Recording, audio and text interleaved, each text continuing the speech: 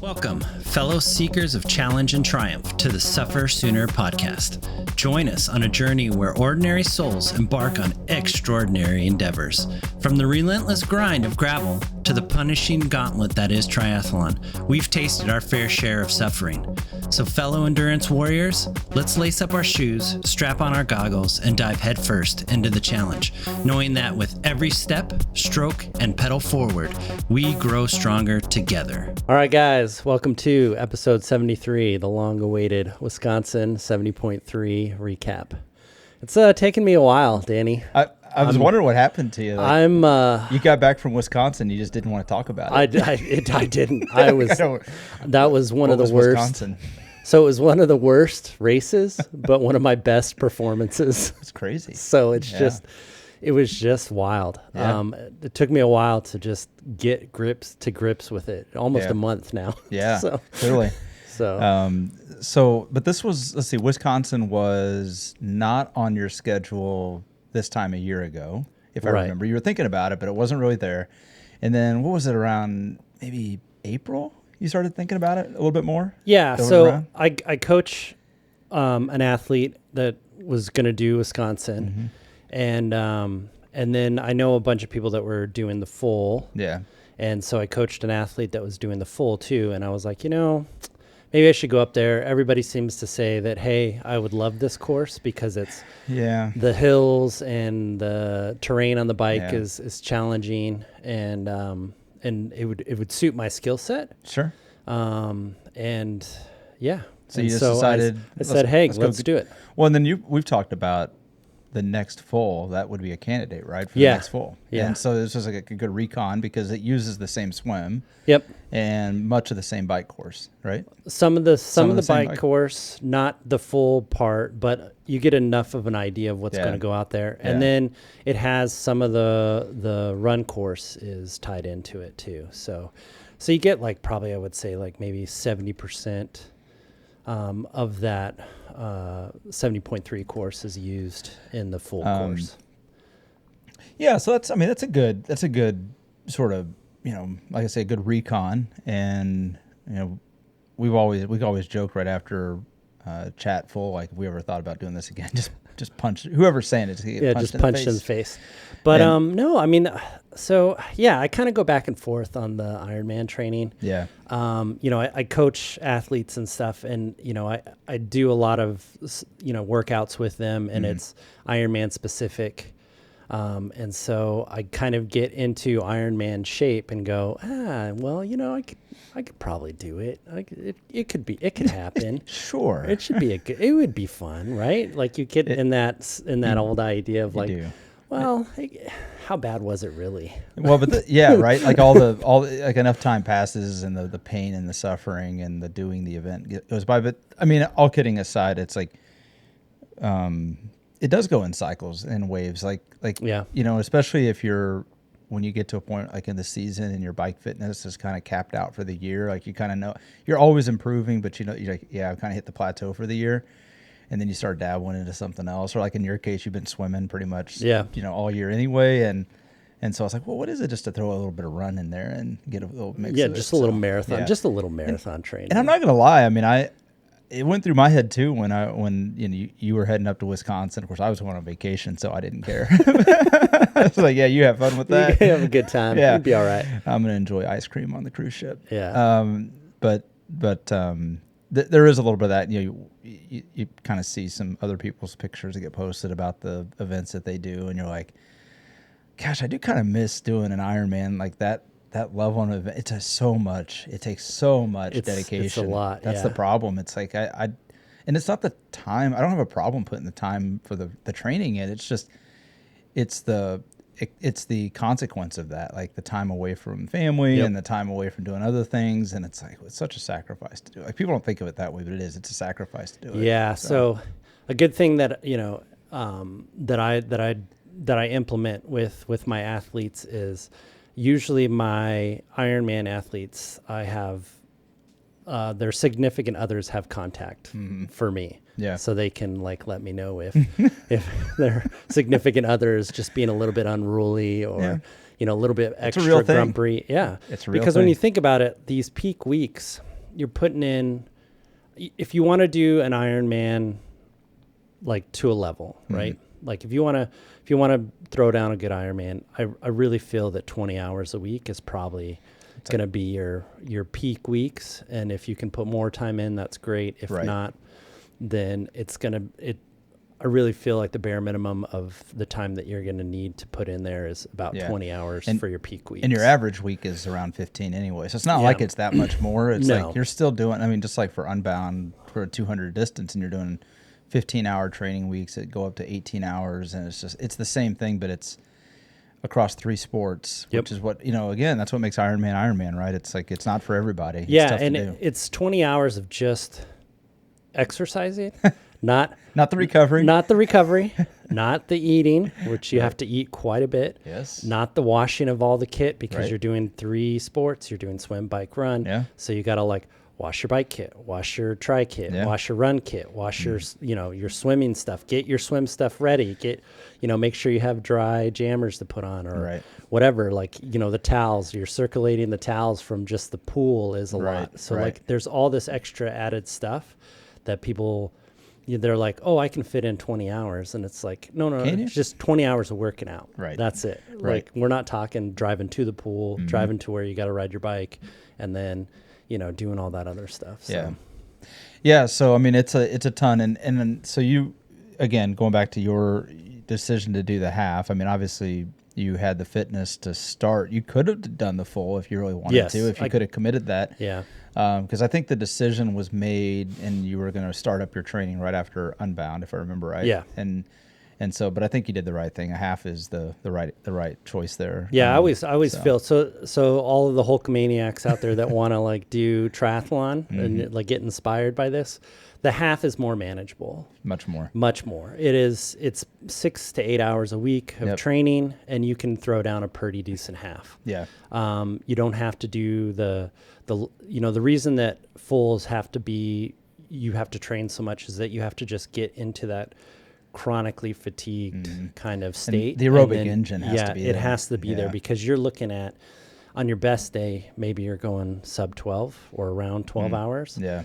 On your worst day, which could be that day, you could be out there for 17 hours. Yeah. Yeah. So, and you're doing 3 sports, and the hardest one comes at the end, at least for me, the running part. Well, even if running's your sport, it's still the last one. It's the hardest one. It's after you've swam 2 miles and you've biked 114, and then you're like, okay, I'm going to run a marathon off of that. Right. So it's not like you can show up and be like, oh, I'm going to throw down my best marathon. So. Yeah. So your half marathon training started somewhere in early June, right? Mid-May? Well, no. So I came off of, and I'm sure I've shared this before, but in the winter, one of my goals was to learn all the strokes for competitive swimming. Yeah. And so I was doing a swim masters, and I still swim masters, but I was at masters and I was working on my breaststroke kick, and I kicked the lane line and broke my foot. That's right. I remember that. And so I didn't stop limping till after Unbound. Right. So my foot still hurts, but it doesn't hurt as bad. So yeah. So my run, and we'll get into this when we start looking at the race breakdown, but my run was, I did not run a lot. Well, I think I threw down maybe 1-2 hour run in this training block. I was going back. I mean, I went back and looked before you went to Wisconsin. I have a tendency, I'll just kind of go through Strava and just see like what's everybody been up to. And I run across your even though I generally know what you do every week. Like, I'm just curious, like how much running did you get in before? Because I couldn't watch you live that day very much because I was heading out of town, but.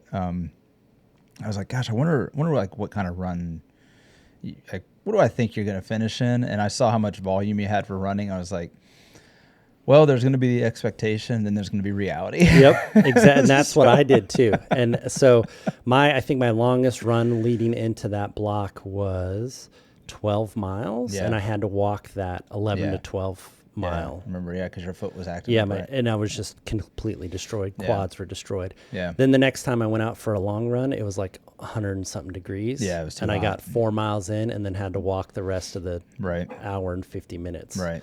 So the run training was not there. I did do intervals twice a week. Yeah. I was sort of consistent with that. Mm-hmm. Just the long run was just one of those things that just never came to fruition. Yeah. And basically I knew that going into the race, and I knew that I was either going to have a really good run day or a really bad run day. And more than likely it was going to be on the bad side. Sure.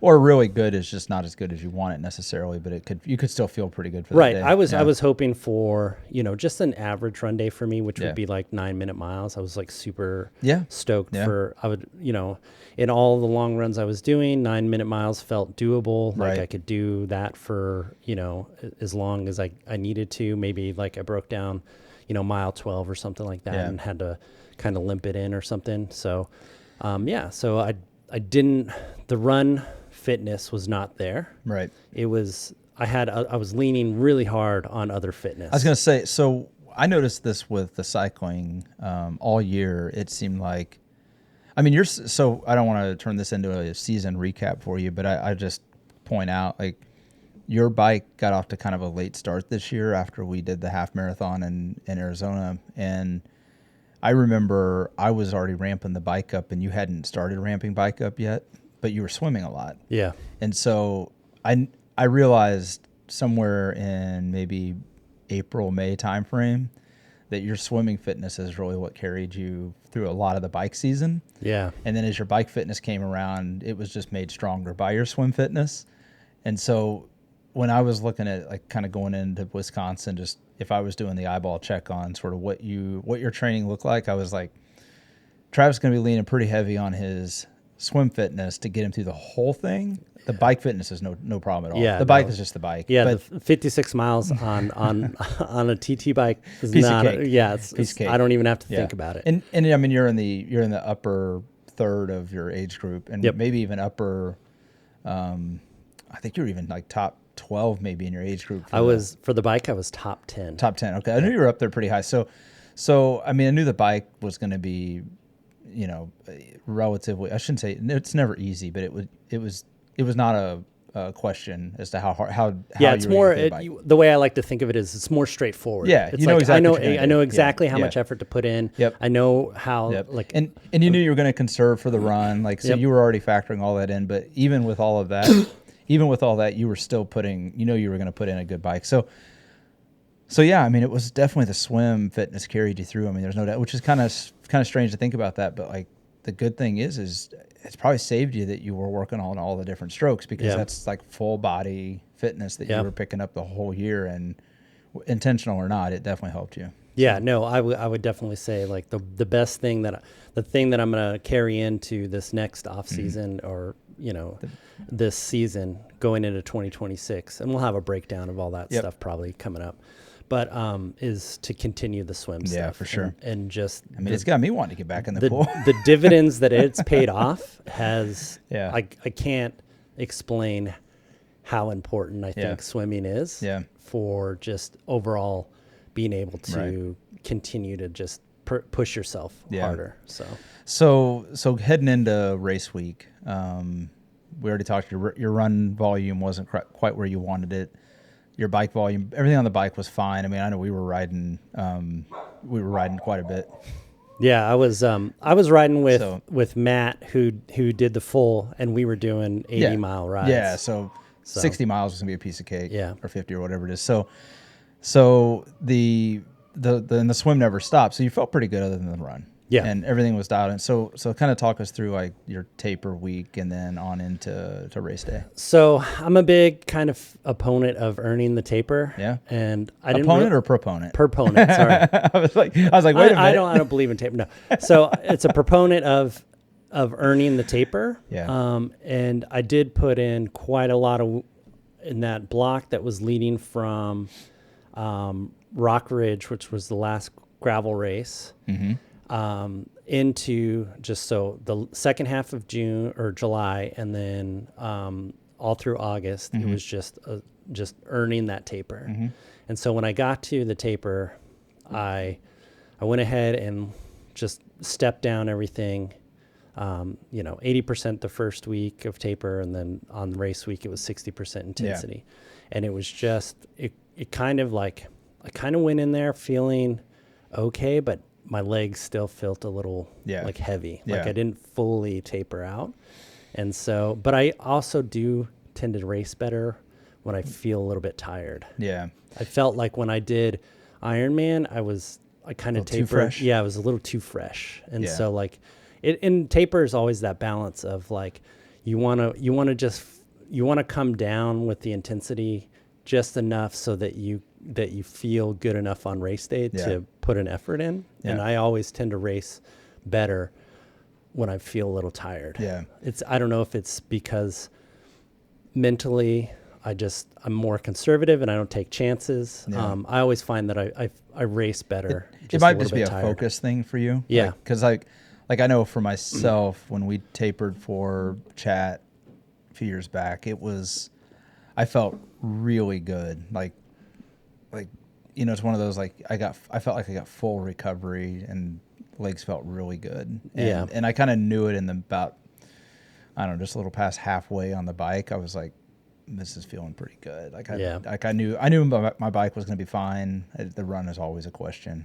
It's always on Ironman. You never know what you're going to get on that. But yeah, I found that I'm kind of different than you in that regard. I like to have a little more fresh feeling, but that's a tough, like you're on that teetering edge. Yeah. So like if I had maybe another day, I probably would have felt super recovered. Yeah. But then it's like, then I don't think right. Then I would have felt flat, and then I probably wouldn't have raced as well as I did. Yeah. And that's what I mean. Like, I think that's why it's a focus thing. Like it probably helps you focus knowing like, hey, I'm not fully fresh. I'm not fully recovered. So I really got to focus in and manage my energy. And it's probably instinctively. It's probably not even conscious. It's probably something that like gets me to make sure I stick to the plan that I lay out. Yeah. Versus I feel really, I feel really good. Just freaking hammer it. And then the next thing you know, you're walking the back half of that. Yeah, exactly. Marathon. So So I felt like my taper was pretty much where you needed it. Right where I needed it. Good. I felt just a little tired, but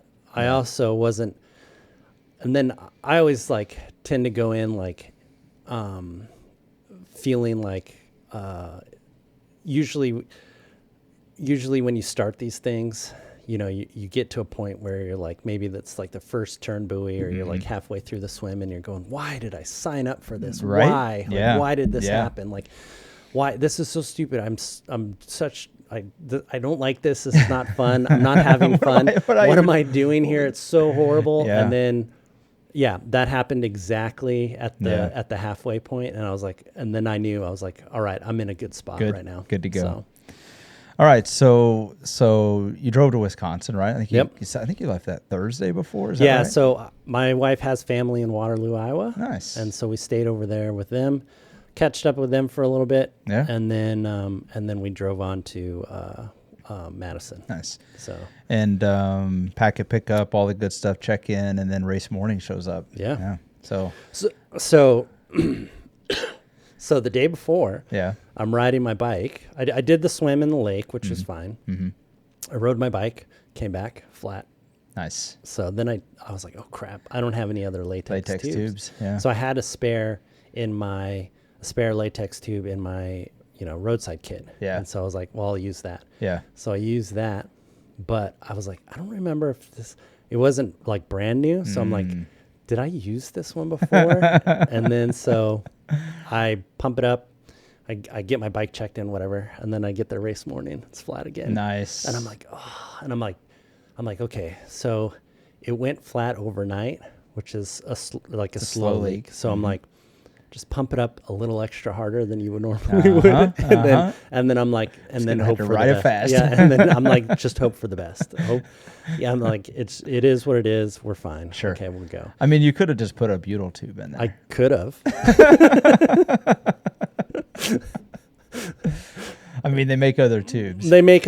But again, I'm not going to do that. Yeah, you could have went to. I'm sure there was a local shop that had latex. Well, no, so race morning, all they had was I did check out their little thing, and they did have like some butyl tubes, and I was just like, you know what, if I need it, I have a TPU tube. I can put that in. Okay. And so I was like, if I come back from the swim and it's flat, then yes, I'll change it. And it'll be whatever it is. And it was on the front too, so it's not like it's a super big deal. Okay, that's not too bad then. So I was like, oh, if I have to, I have to. Whatever. I'm not going to futz around with it right now. I'm just going to pump it up and I'm just going to be done with it and not think about it.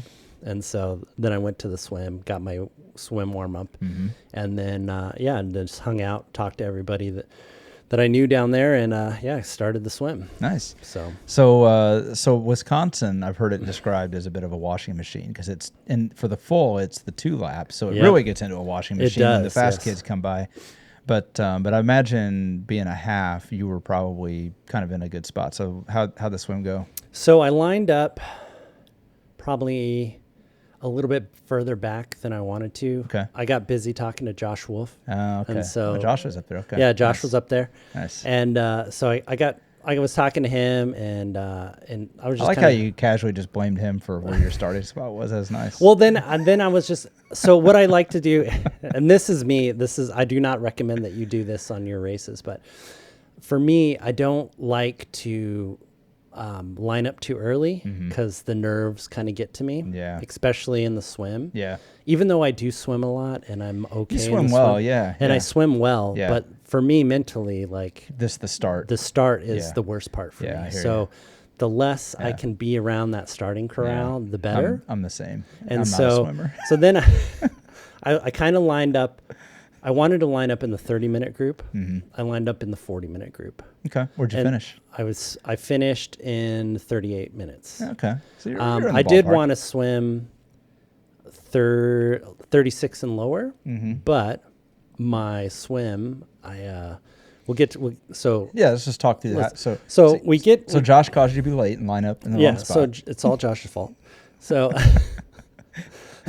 no, so I line up, I'm good. I'm like, okay, I'm going to line up for the first buoy. You make a right-hand turn. So I was on the outside edge. So I run in to the water, and I kind of feel like, I'm like, ow, something kind of hurt me. Yeah. Like, I don't know what that was, but the water was like 68 degrees. It was cold. Okay. Very cold. So I was like, I don't know what happened. So I'm just going to go. Sure. And so I'm like, and then I get about halfway to the first turn buoy and my chip is trying to fall off my ankle. And so I have to stop. I reach down, I tuck it up underneath my your wetsuit. My wetsuit, and then I start swimming again. And I get into a pretty decent little pack there. There's like 2 girls and like 3 guys, and we were just swimming and taking turns and pulling. I have this bad habit, especially in my wetsuit, of pulling hard to the right. Okay. And so I kept ending up kind of pulling to the right. And so my yardage on the on the swim, I swam at 145 pace, which is really good. Sure. But I also swam an extra like 200 and something yards. Nice. So each buoy I would cross, I would end up coming to the right, and then I'd have to come back to the left, and then come to the right, and then come back to the left. Yeah. And so, and the swim was a washing machine. Yeah. It took us about 2-3 buoys before that pack that I was in kind of settled down a little bit. Okay. And we kind of all weren't fighting for position, and we were just kind of sitting on feet and just swimming really good. Yeah. But before then, like, I was getting swam over. I was hitting people like I didn't mean to hit them, and it happens. And just hitting somebody's foot and like accidentally. It just breaks up your rhythm. Yeah, and so like you kind of pop up and make sure that person's okay, that you didn't want to hit them. Sure. And so other than that, like when we make that turn to come back to the swim exit, I'm swimming along. Next thing I know, I get T-boned by this guy doing breaststroke. And I'm like, holy crap, am I swimming like the wrong way? And I kind of pop my head up and look, and I'm like, no, I'm in the right line. And he just hit me broadsided, like T-boned me. Nice. And then he needed to, like, he just kept swimming towards the middle. And I'm like, where are you going, dude? Right. Like, what do you see? What's over there? So you must be on a different course. Yeah. So I was just kind of like, oh my gosh, that was weird. Yeah. And so then I get out of the swim. I look down. I see 38 minutes, and I was like, oh man, freaking A. And I was like, whatever, just go. Just go. I'm like, it's over. Nothing just you go. can do about it. Start running. Mm-hmm. Start running? Well, I start running up the helix. Oh, okay. I was like, I start running up the helix, and I'm like, and you know, the wetsuit strippers are there. I just have them unzip my wetsuit, and then I'm like, man, my right foot really hurts. Yeah, something don't feel so good. And so I look down. There's blood coming out of it, and so I actually gashed my foot pretty bad. Nice. But since it was cold, I didn't really feel it. Yeah. And so I was like, well, I don't know how bad it is, and I'm not going to sit here and try to figure it out. And so I was like, well, I'll just. So I'm like, I mean, you know, if you lose too much blood, you'll know. Yeah, I know. So then I was like, well, you know, obviously I can still walk. So sure. The toe's still there. I'm fine. Yeah. And so I get up on the helix, get to my bike, check the tire. Tire's got air. Oh, you're golden now. I'm like, it's on. It's go time now. It was so cold and kind of windy that, you know, I tucked some grocery sacks in my chest, and then I put my arm warmers on and hit the bike, and my feet just froze. I was going to ask, like, so coming out of the water, you're still wet. Like, it had to be freaking cold up there. So it was like 50 degrees. The air temperature was in the 50s. Yeah, and the water was warmer than the air. Right. Which is wild, right? You're like, I just want to go back to the water. Right? And so I was like, so you get out of the wetsuit and you're like, holy crap, it is cold. Yeah. And you get onto the bike course, and luckily you're kind of going out of downtown. You get on some bike path, and then you're going slow, but you're not. Yeah, you're not cruising. At you're 20, not in 25, you're not in the open wind and stuff. So, so it wasn't too bad getting out. Then we get past downtown. Mm-hmm. We get off the bike course. We get onto the streets of Wisconsin. And this is where I have the biggest effing problem with this course. So the bike course was pristine. It was not. So it kept having these signs of rough road ahead, rough road ahead, rough road ahead, rough road ahead. By the time I got to the end of the bike course, I was like, how about you just tell me where the nice road is so I can prepare. Are these Ironman signs or are these street signs? These are there was both. Oh, jeez. Like, how bad is it? It is. So it is some of the worst road I've ever been on. I think if they would have had the Wisconsin course on some of the gravel roads that we ride on, it would have been a smoother, faster ride. Yeah. It was brutal, especially on a TT bike. It was some of the worst roads. There's no cushion in the tires. Yeah, there's no cushion. My TT bike is so stiff that everything is pushing up. So by the time I get done with the bike, and I paced the bike exactly according to plan. Sure. I just didn't go as fast as I wanted to, but that's because the roads were just garbage. Every time I would get a decent road, I would be going, 25 miles an hour plus. When I'm on a road that's garbage, you can only go so fast. Yeah. And they would spray paint orange where you're supposed to, like, hey, there's like a pothole here. Mm-hmm. Well, a lot of places it was spray painted across the whole road, and I'm like, you got a bunny hop. I'm like, where am I supposed to go? Yeah. Like, I'm like, if the whole road's trash, then what are we doing, guys? Right. And so, you spend all this time trying to sit, and then of course going through my mind, I'm like, well, if I hit one of these bumps really hard, there's a chance I could flat. And so I'm like, oh my gosh. So it's just one of those things where you can't really put down constant power, but but I was like, all right, just freaking, just get it done. It is what it is. And of course I didn't do any recon, so I didn't know where all the best roads were, but anytime there was really good roads, I put down as much power as I could, and I stayed, as close to the plan that I wanted. I think it was like, I wanted to do like 225 normalized power. I got 230. Okay. And and then my average power is right on. Every steep hill, there was a couple steep hills in there, and just push a little bit more on those. Just push a little more on those and then just go. Yeah, that's really tough. I mean, I don't know that I've seen a lot of feedback about Wisconsin. I know a lot of people love that course, but I'm sure the course itself, take the road out of it for a second, just the course itself. The course, so my thing after I got off that bike is like, if they prove to me that they've paved all of that route. Yeah. And it's smooth. That would be an amazing course. Yeah. Like amazing, like great course. Sure.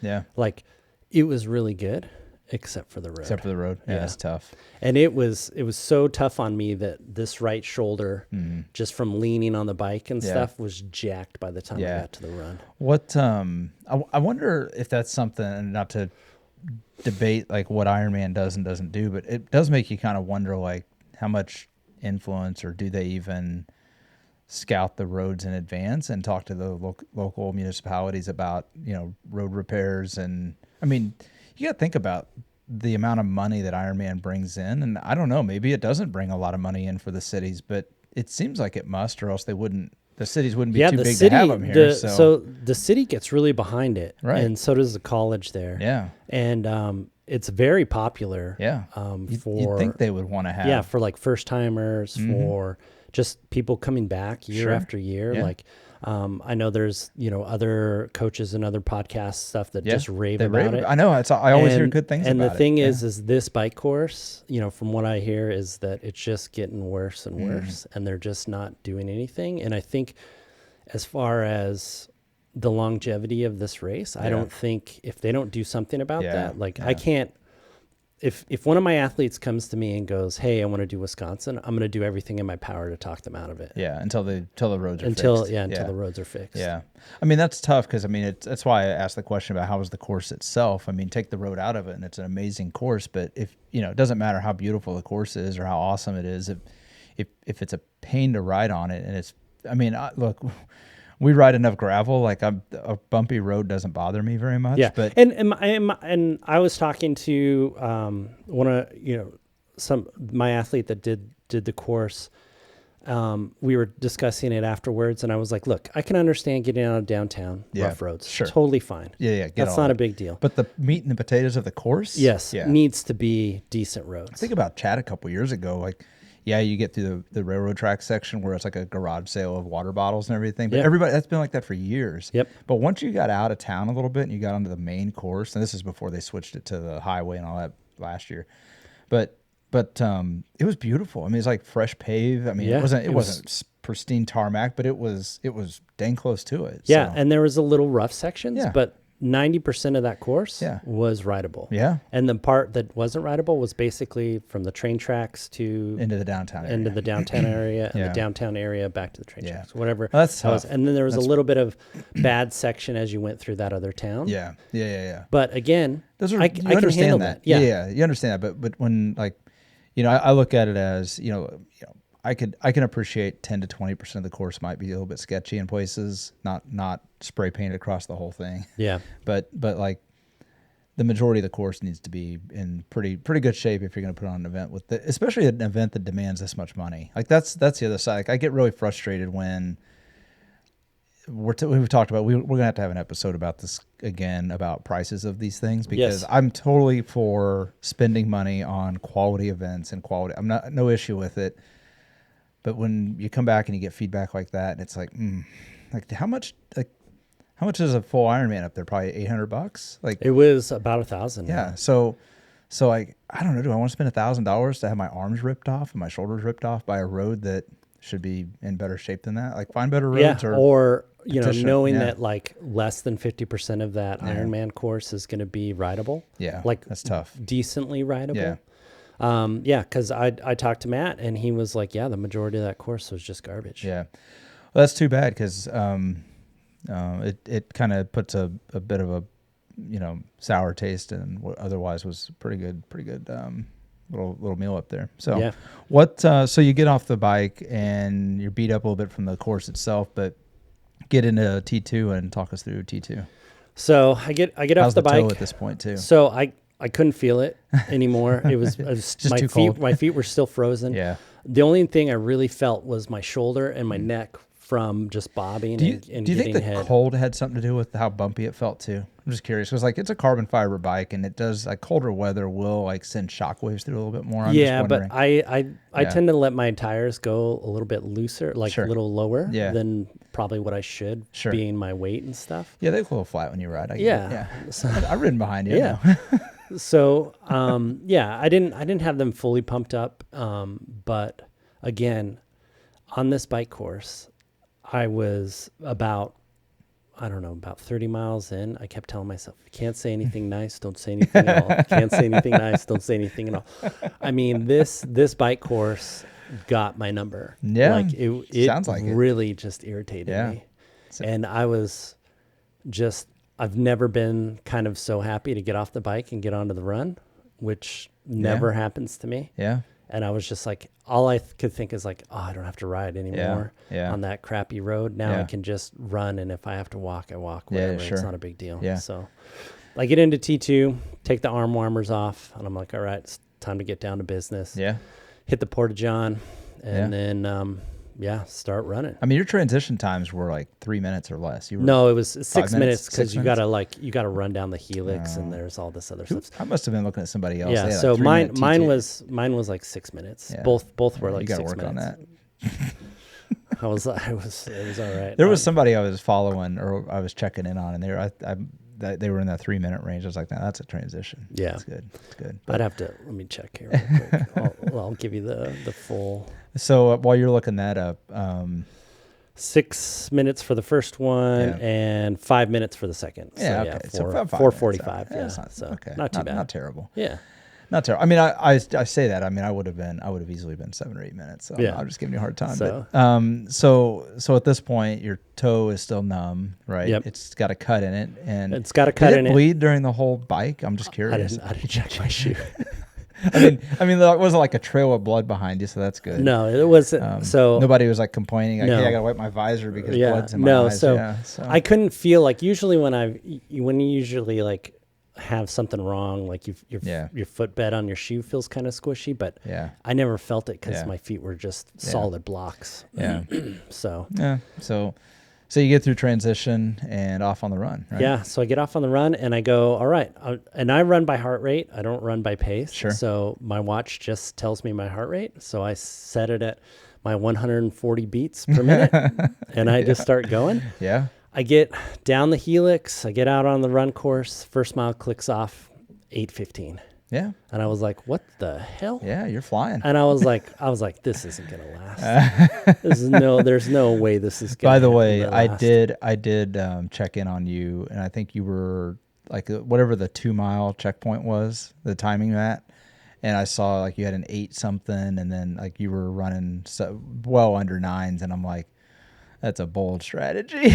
Yeah. I don't know how that's going to work out. So then I get to the 2 mile, turn around, and it's I walk the aid station, and then it beeps and it goes 8:40. Nice. Yeah. It was like 8:38. And I was like, what the hell is going on here? And I'm like, and I'm looking at my heart rate.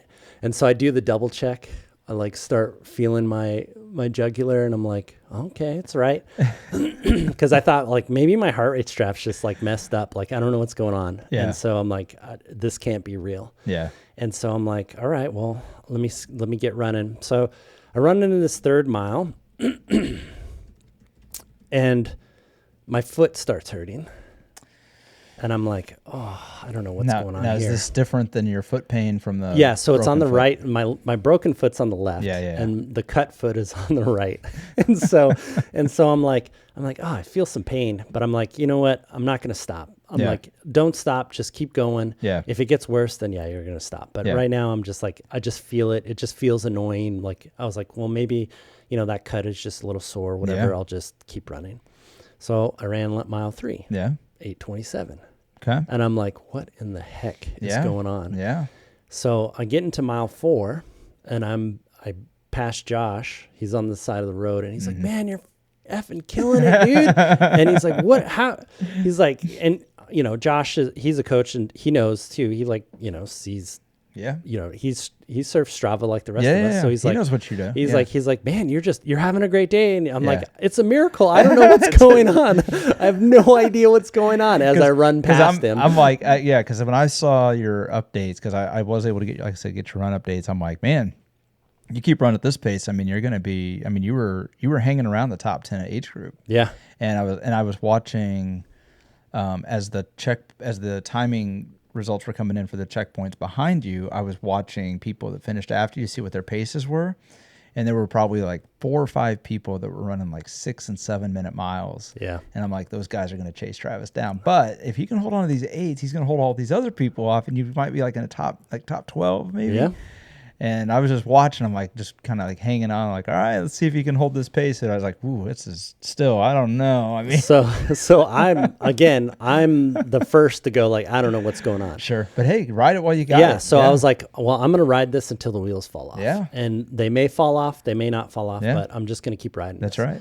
So I adhere to my fueling plan. All the heart rate's still the same. Just holding on to that. You know, the plan was, hold on to 140 until you get to about mile 10. Yeah. Mile 10, if you're feeling okay, you can push that 140 up to 150. Yeah. And 154 is my threshold. Yeah. So just a little bit under threshold for the last 3 miles, if I can do it. Sure. So I get to about mile 6, and I see that it's like 40 something minutes. Or no, it's 50 minutes. Yeah, I was going to say, yeah. So 6, you're in the 50-minute range. Yeah, so I was in the 50-minute range, and I was like, yeah, I might be able to go sub 2, which is the fastest I've ever gone. Off the bike. Yeah. Yeah. So my fastest ever open half marathon was about 140. Yeah, right. And so I get to mile 6, and I'm like, I might be able to pull off sub 2. Yeah. And of course, I'm not looking at the time. Yeah. I just look at the minute splits. Yep. And when it gives me the mile splits, it gives me a thing on my watch of just the overall run time. Yep. And so I look and I go, this could be a possibility. If I hold on to this pace, I could go sub 2. And so that became the goal. Then I was like, I'm going to get as close to this. And that's sub where 2. you went sideways. Like, so you should have just wrote out what you had. Don't set expectation. Just run with it. So then I was like, but no, I was just like, if I can just hold the heart rate. Yeah. And just, that's all you got to do. And I was like, if I keep clocking these miles. Yeah. Then I will get sub 2. Yeah. That's all I have to do. Just that's right. Keep the heart rate, keep it controlled, and, and just hope the wheels don't fall off until the very end. Right. So I get through you go down, then you kind of come back, and then I see Fernando on the side of the road. Yeah. He's cheering me on. That gave me a little boost. And then I'm running my last loop out. So the 2-mile checkpoint is also the 10-mile checkpoint. Yeah. Okay. So you're getting close. So I'm running, but I'm getting tired. And so I now run. You're starting to feel it. Right. So I'm like, this is hard, so I have to dig deep. And I'm thinking, okay, I'm not going to run on the path. I'm going to run on the dirt that's next to the path. Okay.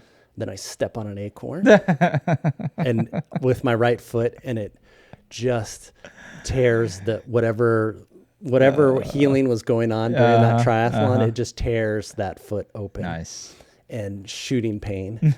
And I'm just like, oh my, and I was like, oh, and I just like, and I was like, oh, I'm like, I got 2 miles left. Just get it. Yeah. So I just kind of was like limping and just whatever. And the pain just stopped. I get to, the last mile. You got to run up the helix, and you got to run up this hill towards downtown, and then you cut over on this side street, and then you come down into the chute. The chute. Yeah. And I tell you, I was given everything I had to go up, because I wanted to walk so bad going up that helix. I was like, oh, you can't walk. No, I'm like, it's really worst place. And I got the last time check, at mile. The one that I remember was at mile 12. Yeah. And I knew I had to continue to run close to 8 minutes to get in. Yeah. And so I finally finished the run at 1:56:50. Nice. And it was just nice. It was just crazy. That last lap. I mean, if you hadn't stepped on an acorn, Yeah. I mean, oh my gosh. So I'll save everybody. I showed Danny the picture. Yeah. It was not good. I won't show it here for this. It's a pretty good little cut. It was a good cut. That's why I was asking, like, how much did it bleed? Because I'm thinking, like, So I crossed the finish line. Yeah. Again, I crossed the finish line. My goal was to go a little under 5. Okay. I went 5:26. And a little bit better on the swim. Yeah. And doing a lot better on the bike as far as speed wise, not as far as power and all that other stuff. Yeah. Would have definitely would have would have gotten you there. Would have gotten me there. I easily could have. You're looking at like maybe 2 or 3 miles an hour average faster, and that would have been it. Yeah. Yeah, I think, we talked a little bit after you got back. Not a lot, because we haven't seen much of each other the last several weeks, because between my vacations and your race. But I didn't want to really talk about it. You were still very salty on it. Yeah, and that's why it's good to do the episode here, because I remember just a little bit of talking with you about it, and I kind of went back and looked at some of your times afterwards, and I was like, you're not that far. You really weren't that far from hitting the goal. And it's one of those things, it's like, this is why it sets up for next year really well. It's like, hell, if you don't break your foot on a swimming lane in February, then it probably sets up for a lot different. It's amazing that didn't affect you on the bike season very much. It's just different, obviously different mechanics, but running has always been like something that's just brutal for you, and for me too. But I mean, I know it really affects you a lot. We talked at length about that, and it's like it sets up really nice for next year, because now you're like, it would not be hard to see 20 minutes or so come off your time. Yeah. And that's not counting some of the other things that we're going to talk about in another episode for, how we expect to get better next year. Yeah. And so I'm like, that's a pretty encouraging, especially considering it was kind of what I would say like a early to mid-season ad. It wasn't something you anticipated doing a year ago. And this is why we've talked about a lot, like just staying really in good fitness to be able to say, I want to go do this event. And you can set a reasonable goal and have a chance to hit it. And you damn near did. So, I mean, that's a pretty good race. I mean, I was shocked though when the run came through and I saw where you finished. I was impressed, because I was like, man, for not getting any run. I was impressed too. Yeah, but like I said, I was the most happy and upset. Yeah, during this race. It was just one of the best performances run wise that I've ever had. Yeah, I think it just goes to say, like, I think we put people put a lot of pressure on their training plans, and like. And me, I know I'm bad, so I'll just say this about myself, and I think it probably applies to a lot of people. Like, you try to execute your plan to near perfection, and yes, that's something you should try to do, but like at the end of the day, it's like freaking putting the work in is all that matters. And if something doesn't go according to plan, there's other ways to make up for it if you're willing to put different work in. And a good example of that is when you couldn't get the run volume in, you just supplemented that with either more bike or more swim. Yep. And I know it's like running, to me, of all the sports, running helps the other sports more. But yes. But like it doesn't seem like it would go the other way, but it really did in this case. And I think the swim, I still go back to, I think the swim is what really carried you pretty much the whole season, but definitely through this one. Yeah. Your swim fitness and the aerobic fitness you have from that. So nice work, man. Yeah. That's a good day. Good day in the office. So, I got 18th. 18th out of the age group? Yeah, of my division. Okay. Yeah. So, like top 24% in my gender. Yeah, so, not going to turn that down. No. So, it was really good. The course, barring the bike, the bike is just 1 out of 10 stars. Yeah, would not recommend. I would say never. Nobody would do it. The bike, the road part, the road surface, not the course itself. Yes. Yeah. The swim, 10 out of 10. I love that kind of swimming. Yeah. I love pack swimming. I love the kind of grinding and the searching for feet and and just the gamemanship that you can do. Yeah. The run course, really great. Yeah. Again, the last part of that run course, after like the last, 0.2 of a mile. Yeah. Not very great. Yeah. Would not recommend. But other than that, like the overall, if they fix that road, that course would be 10 out of 10 stars. Yeah. But unfortunately, I'm going to have to give it a 3 out of 10. So I think what you're saying is, unless you have some kind of confirmation that they've repaved the surfaces or changed the route to better roads, probably not going to go back and do the full there. No. Where do you think you'd go back and do a full? We talked about this a little bit. What are you thinking? So I really liked this full because it's one of the most challenging fulls out there. Yeah. So besides, like you could go for Lake Placid or something like that. That's a little bit more hilly. Like for me, with cycling being my skill, my my strength, and swimming and biking being my strength and running being my weakness, I need a hard bike course to soften up the pure runners. Yeah. And so that gives me a better chance. Yeah. To, one, hold them off a little bit longer, and two, they don't like just come flying by me on the run. Yeah. So it just gives me a little bit more cushion. Yeah, it's like I liken it to when you think about other sports, especially like football and soccer and all that. It's like when you get weather conditions, it sort of neutralizes some of the ancillary advantages that different opponents might have. Yep. So it sort of puts everybody on a more level playing field, but at the end of the day, the fundamentals still win. And if somebody's just fundamentally a better runner, then they're still going to beat you. It's just, it just may not be by the same magnitude. Yep. And it's a weird dynamic, but, you know, it's, I agree with you. I think having a bike course that's more challenging, you know, will certainly give you a better advantage. But like I said, I was watching and, I mean, of course, the runners that are running 6-7 minute miles off the bike, I mean, good for them. I didn't really go back to see how many of them held that pace. I know several of them I watched as they passed you on the timing updates, but I think, you know, it's hard. Those people are going to catch you no matter what. I mean, I don't know. It probably there's not probably not a lot of opportunity to turn you or I into a 6 minute mile runner for a half. Yeah. And let me preface this too, is like, the bike course has to be hard, and I have to be a better runner That's right, too. That's like, right. It's not like, it's not one or the other. I can just keep my running fitness where it is, and I'll be somehow beating these people. No. My running has to come up. Right. I don't think I can be a 6.5 minute, 7 minute miler, but I could be in the low 8s or maybe in the high 7s. High sevens, and that gives me a little bit more cushion to be able to push more on the bike, and then they have to make up the ground to pass me. Exactly. And that's kind of where I want some pressure on a little bit. That's kind of where I want to dictate my race from. Well, and you know, it's funny because like we always talk about, like, Ironman isn't, you don't win Ironman off a swim. You can lose it, but you can't win it. And I think your swim is fast enough. Like you could probably pick up a little bit of speed, but it isn't going to really have a material effect. Yeah, you're kind of in that point now where you're in the not the upper, but you're in the upper grouping of swimmers. So it's like 20 or 30 seconds isn't going to make that big of a difference on that. No, swim. And so my plan for next year with the swim is to start in the front, catch some of that draft and then earlier, be in with those better swimmers, and so that I get clear biking. Exactly.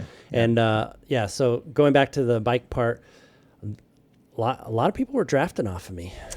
Well, I remember we talked a little bit about somebody got a penalty right behind you, right? There's 3 people that got penalties. Yeah, well, at I gotta different spots. So the moto comes up to me, and I'm like looking around, and I'm like, I don't know what's going on because there's nobody in front of me. I'm just riding, and then I see this guy just come whipping around me, and I'm like, oh, and then they give him a blue card. And then the next guy comes whipping around me, and he gets a blue card too, and then I'm further down the road, and I was behind somebody, but we were going up a hill.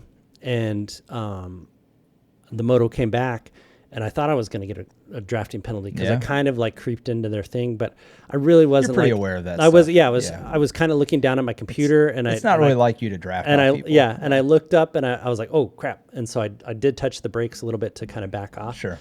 And I did sit up a little bit, and so I thought I was getting a penalty for that, because the rule is if you encroach into their draft zone, you have to pass. But I think if you're willing to give up the time, I'm not. I didn't intentionally want to pass. It's like I'm going up a hill. Right. There's no way I can pass this person on the hill in the 25 seconds, no matter how big an effort I do. And you gave up. By sitting up, you're giving up any time advantage you got by just that 30-second draft. Yeah. So, yeah, it's all about. I think they do judge intent a little bit there. Yeah. So I wasn't intending to draft. Sure. Like if I wanted to, yes, I would draft off of everybody there and just make them pull me around. And turn into a bike race. Yeah, and just turn into a bike race. But that's not triathlon. Triathlon's your individual event. So that's right.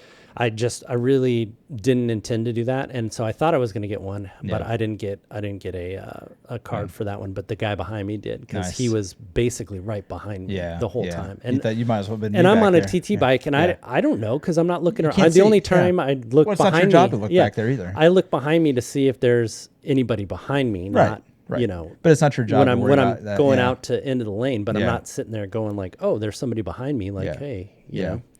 Yeah, and I think I mean, I can't blame them for trying. I mean, it is kind of nice to draft behind you. I mean, so I get it. I understand why it's enticing, but guys, come on, like it's Ironman. Yeah, I remember both the tries that we did back in 23, and that was one of the things that made me nervous more than anything, was drafting penalty and the threat of it, because I didn't know how hard they judged it. Yeah, and at Des Moines, I never saw it. I wasn't fast enough. I never even saw a Marshall. But in Chad, I saw him a few times, and I never had to worry about it. But you just never know, like, how strict are they going to try to judge that stuff. But yeah, I think if you're just being reasonable and you're not trying to truly gain, like if it's obvious you're trying to gain an advantage. Yeah, these guys were right on my wheel. Right, exactly. It's not like you're, oh, whoops, I'm 5 feet 11 inches, and I accidentally crept in. No, this is like you're 3 inches off my wheel. It might as well be a road race out here. Yeah. So yeah. Well, good. I mean, I'm glad you're able to get some folks to your competition some penalties, so that's good. Yeah, so probably helped you in the end. A little help me. They look like runners. They look like runners. That's my tactic. Yeah. No. Again, you know, I wanna say that, like, this 70.3, again, if they paved the roads, and the roads were better, this would probably be like a 9 out of 10 course. Good for everybody. Like it would have been great. The atmosphere is good. The community around it, super supportive. You know, the Ironman Village, all that stuff, really, really great. The spectators, super great. The volunteers, awesome. Always are awesome. Yeah. Just that bike course was just hellacious, and I will never do it again. All right. Well, there you have it. Wow. So you want to do just a couple rapid fire? Yeah, let's see it. You know, you might have noticed me typing earlier. I was trying to get ChatGPT to cooperate here. You know, it's used to having a guest on. It hasn't had to come up with questions for either of us in a while, which is I kind of like. I like putting other people on the spot. Sometimes it's mean. I know. This one I think it's just going to be pretty tame, but let's find out. So you kind of talked about some of this, but most epic push moment when you went all in? That would have been the last, I would say, 3 miles. Yeah. After I realized that my foot was hurt worse than it was. Yeah. And I was like, I can't stop now. Yeah, right. I'm so close to achieving the goal. Like, there's nothing I can do on the side of the road. So let me just go. Yeah. I didn't even ask you about this at all. So I'm interested in the answer. First thing you wanted post finish: food, beer, or a nap? A chair. A chair. Did you get the celebratory beer? Yes, I did. Okay, good. So okay, that's all that matters. Me and the wife went to. They have this great like fried cheese curds thing, and then they had these like cheese fried capital of the world. Yeah, and then they had fried goat cheese curds, and those were amazing. Yeah, and I had a beer. I asked the waitress which was a good beer, and she told me, I forget the name of it. It was not that great. I'm like, for my one celebratory beer, it was kind of disappointing. I was kind of disappointed. Yeah, they can't all be 10s, Travis. Yeah, I know, they can't all be 10s. You know, the worst thing is when you ask a server like what they're like, hey, can you give me a good beer suggestion? Or what's your favorite beer? What, like, the best one is, what's your favorite beer? And then their response is, well, what kind of beer do you like? It doesn't matter what beer I like. I ask what your favorite beer is. Yeah, exactly. And I think they just like... Yeah, it's a robot mode. Yeah, I get it. It's just, but it's like, come on now. What would your race highlight reel title be? Pathetic suffering. Right. No. I would say just the... Cry me a river. No, I would say like it would be just running through pain. Yeah. Like I was in so much pain on that run. Yeah. Like not only were my legs and stuff screaming, but like I said, my shoulder and my neck was just was every aid station I had to stretch it out because it was just seizing up every single time. And then the foot, I was just like, I don't know what I did to it, but it's not good. Well, I mean, it's tough. Like, you don't expect to have that type of obstacle to deal with in this type of an event. Yeah. Like, you know, when we do things like the gravel races and all that, you fully expect, like, hey, I might, you know, you come to bombing a descent, you might hit a hole or something, and your hands and your wrists start to get sore, you know, whatever. Like, we rode yesterday. Get this, we rode yesterday. What did we ride? About almost 50 miles yesterday. Just easy gravel. It wasn't anything too terribly challenging, but I'll be damned. I got home and my freaking back was all like tight and sore, and I was like, gosh, dang. And I was like, man, I guess that's what like 4 to 6 weeks off the bike will do to you. That and not riding gravel because you know, keeping the hips loose and stuff. I know. All those muscles need to engage. All right. So if suffering could text you, what would it say that day? It probably would have said, "Good job, loser." Loser. Just pack it up and go home. No, I think that day for sure was. I think I did suffering proud for sure. Did suffering proud? Good. Yeah, Good. I suffered through a lot of stuff on that day. Yeah. And so. Well, I mean, it's And it wasn't the good suffering. It was like the crappy suffering where stuff hurts. Yeah. Not because you're making it hurt. It's because it hurts because of outside forces. Yeah. And that's the worst kind of suffering. I'm really kind of torn on this, like, because like I don't know where, like, what words I want to use. I don't expect a pristine, freshly laid tarmac course or anything like that. Right. I totally get where, you know, and even for the pros there, it's like, look, I get it. These are still public roads. This is not a, you know, closed sporting arena. I get it. But I just feel like there's some obligation when you're putting on an event of this magnitude with this many dollars. Many people. This many people. There is some obligation to like vet it out before you just stamp the course onto a map somewhere because it's the course you used before. And you just, you know what? That's what we're going to do. We're going to send everybody out there. And we spray painted everything orange. And never mind that the whole road is coated orange for 100 yards. Like, I don't know. I don't know what the right answer there is. And I don't want to come off as just complaining.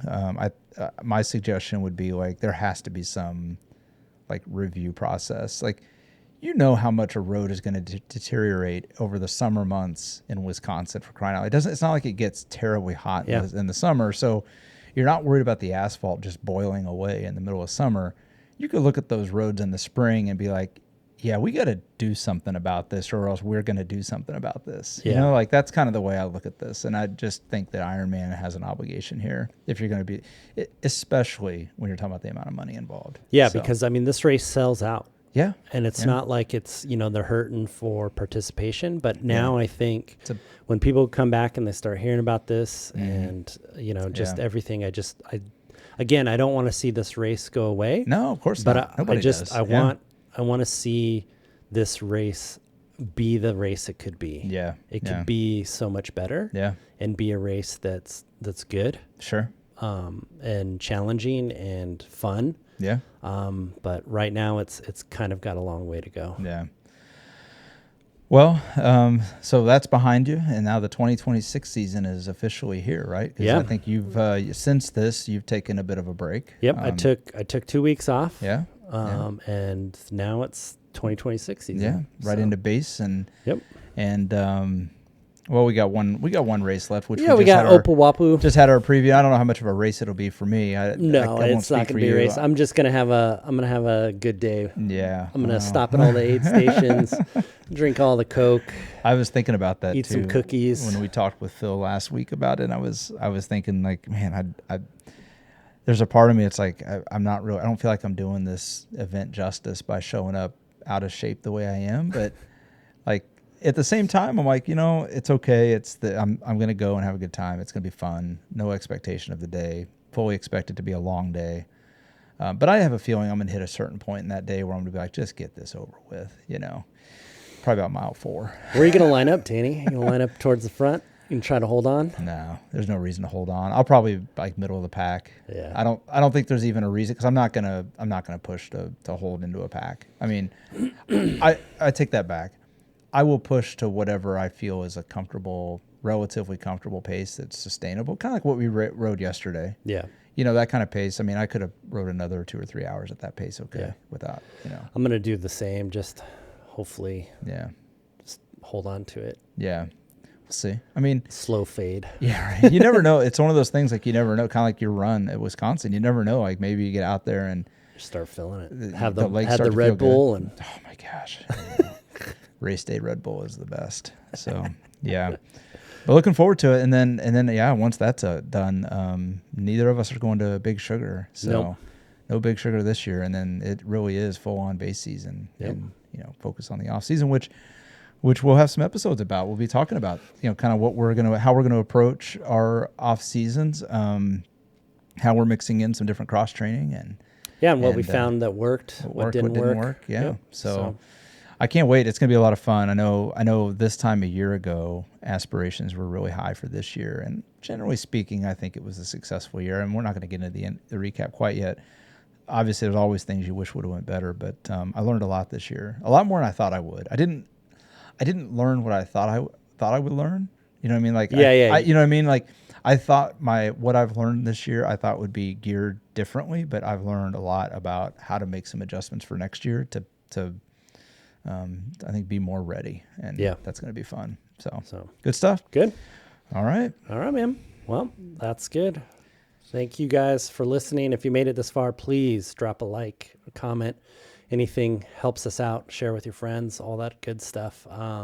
It just really helps us out, gets us some more subscribers, and then we can keep bringing you, other guests, and world-class Midwest gravel and triathlon content. Midwest gravel and triathlon, because there might be a triathlon after Unbound this year. Yeah, the week after might be doing the Unbound Omaha double. Yeah, we did that a few years ago with Des Moines. It was a lot of fun. Yeah, and I don't know, man. It was a lot of fun till it wasn't. Until it wasn't. That's right. Anybody wants to do Unbound 200 and then follow it up with a half Ironman, you let us know. We'll tell you all about it. We'll tell you all about it, how great it was until it wasn't. Until it wasn't. So cool. All right, guys. Thanks for everything. All right, bye. Thank you for listening to this episode. Please, if you like what we are doing here, leave a like, rate us, comment, subscribe, and share with your friends. It really helps us grow and finds us more SufferSooner squad mates. And remember, when the finish line feels impossibly far away, we don't give up, we push harder, we dig deeper, and we find solace in the knowledge that our suffering is temporary and our resilience is forever.